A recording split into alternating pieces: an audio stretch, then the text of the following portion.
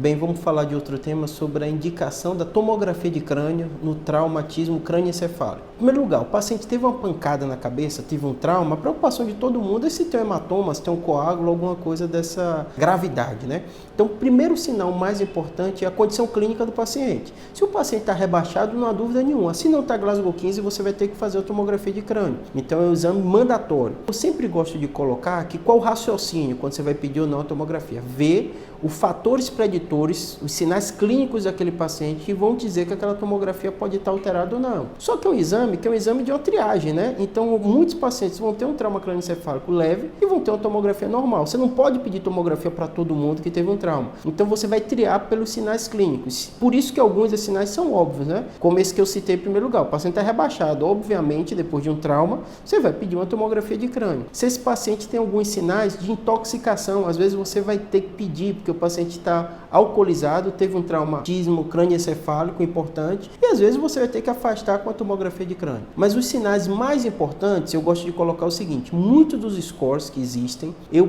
particularmente dou dica a todo mundo a ter no iPhone, tem aplicativo Neuromines, Neurotux, vários aplicativos que já dão esse score. Então não fique confiando na sua memória no momento de estresse, no momento agudo, principalmente se você não é especialista e vai estar ali naquela porta de entrada para decidir isso no paciente. Eu vou citar alguns dos scores que eu mais gosto. Tem o canadense, que ele é muito bom, score que a gente chama NICE, ou NICE, que é muito bom também. Vão ter diversos fatores, eles se parecem ao score, tem alguns detalhes de diferença entre os outros, mas eles se parecem. Vou citar para vocês os sinais mais importantes que a gente fala. Paciente nos extremos da idade, criança menor que 2 anos, acima de 65 anos, usuário de anticoagulante, se o paciente tem algum déficit focal, então está com a fraqueza no braço, teve uma crise convulsiva também, é um sinal importante. O mecanismo do trauma, se esse paciente está vindo de um acidente, foi vítima de capotamento, tiveram um ou dois óbitos no local, obviamente você imagina como foi o mecanismo desse trauma.